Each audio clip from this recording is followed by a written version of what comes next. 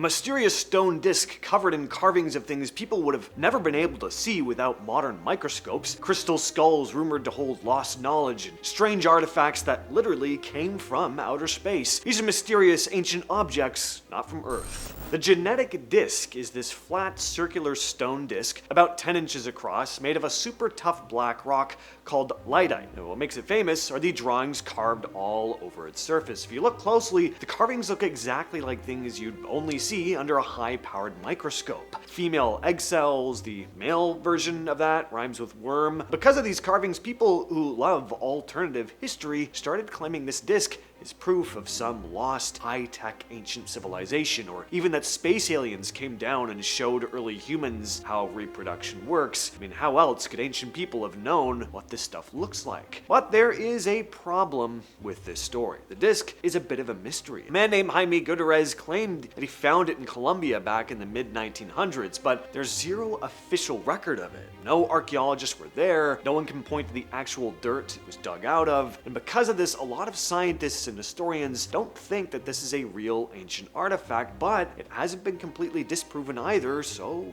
who knows? Crystal skulls are some of the most famous mystery objects in the world, even inspiring movies and novels. These are life-sized human skulls beautifully carved out of solid quartz crystal. The big question that started the mystery is, how did ancient people like the Maya or Aztecs carve such incredibly hard, brittle rock into perfect, anatomically correct shapes without modern technology? The most legendary one is the Mitchell-Hedges crystal skull. So an English explorer named F.A. Mitchell-Hedges claimed his daughter Anna found it in 1924 while they were exploring ancient Maya ruins in Belize. She supposedly spotted it glowing under a collapsed altar. To make it even weirder, the skull was carved from a single piece of crystal and had a completely separate moving lower jaw. Almost immediately, people started sharing crazy stories about it. They said the skull could heal the sick, show holographic pictures of the past. Some said it was cursed. Some even believed these skulls were left behind by ancient astronauts or survivors from the lost city of Atlantis. Hundreds of years ago, when people found weird rocks on the ground, they had to use their imagination to explain where they came from. In parts of ancient China, people kept finding these smooth, glassy black stones. They called them Li Gong Mo, which translates to thunder gods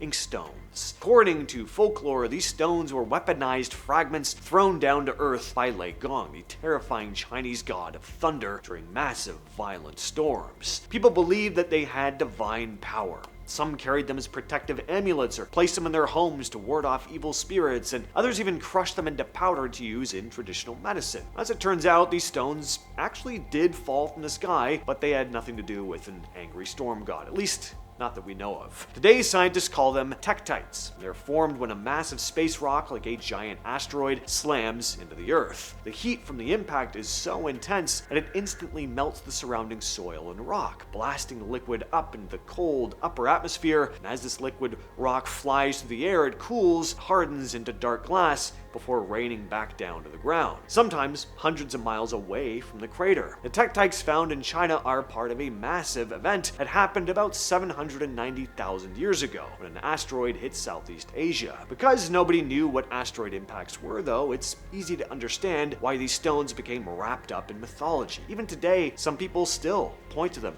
as mysterious objects from another world, and in a way, they're kinda right. They formed from something from outer space. The Fuente Magna bowl. Back in the 50s, a local farmer found this large brownish bowl near the shores of Lake Titicaca in Bolivia. When researchers looked inside, they were shocked to see it was carved with rows of bizarre symbols and characters. A few amateur researchers claimed that some of these carvings looked exactly like ancient Sumerian cuneiform, the earliest writing system in human history, used over 5,000 years ago in Mesopotamia, which is modern-day Iraq. If this were true, though, it would mean that people from the Middle East sailed all the way to the Andes Mountains in South America thousands of years before Christopher Columbus was even born. Ancient astronaut theorists jumped on this, claiming the bowl was proof that an advanced alien species must have visited both Mesopotamia and South America, teaching both cultures how to write using the exact same symbols. Cool story, but obviously archaeologists are highly skeptical. First, the bowl wasn't found during a real scientific dig, so we have no idea how deep in the dirt it was or what else was buried carried with it. Second, actual experts in ancient Sumerian writing have looked at the bowl, concluded that the symbols don't actually spell out anything readable. They figure the carvings are either an imitation made by a modern hoaxer to fool collectors, or just decorative art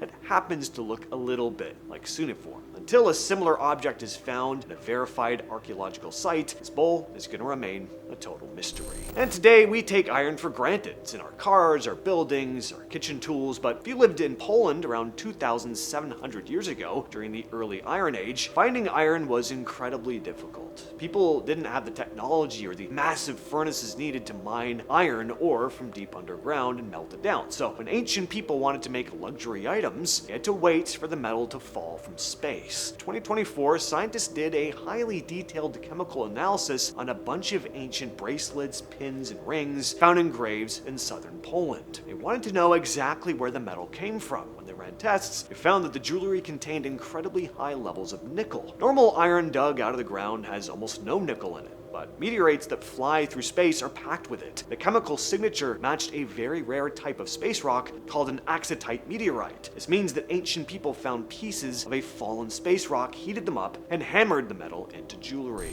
In the early 1900s, archaeologists excavating ancient sites in Iraq made a very strange discovery. They dug up a bunch of these small clay figurines created by the Ubaid culture, a group of people who lived in Mesopotamia about 7,000 years ago. As you've probably already noticed, these things don't look like normal humans. They look like lizard people. That's the best way I can describe it. And to make things even creepier, some of these figures are dressed in armor. Others are female figures holding babies that also have pointy heads and lizard faces. So it's no surprise these statues are a favorite piece of evidence for conspiracy theorists who believe that a race of reptilian aliens once ruled over the ancient world, or at the very least visited. They argue that these clay figures are eyewitness depictions of what these alien creatures actually looked like. To historians, they have more grounded explanations. Many ancient cultures did practice a custom called artificial cranial deformation, where they'd bind a baby's head with bandages to make the skull grow long and pointy. For some reason, this was considered attractive, but hey, odd beauty standards have always been a thing. And ancient art was rarely meant to look exactly like real life. The lizard-like features could have just been symbolic representations of gods or spirits, just like the ancient Egyptians drew their gods with the heads of jackals and falcons. In 1996, a geologist walking through the dry sands of southwest Egypt picked up a tiny dark pebble that was only a few centimeters wide. It looked like a piece of charcoal, but it turned out to be a lot stranger than it looks. They named it the Hypatia Stone, after the famous ancient female mathematician. Researchers took the stone to a lab. They realized it didn't match any meteorite ever found on Earth. Usually meteorites are made of silica, a little bit of carbon and metal mixed in, but the Hypatia Stone is the exact opposite. It's made of mostly carbon compounds with tiny bits of silica and metal trapped inside. Even weirder, the stone's packed with microscopic diamonds. Scientists believe these diamonds were created by a massive shockwave, like the impact of a crash. The most mind-blowing theory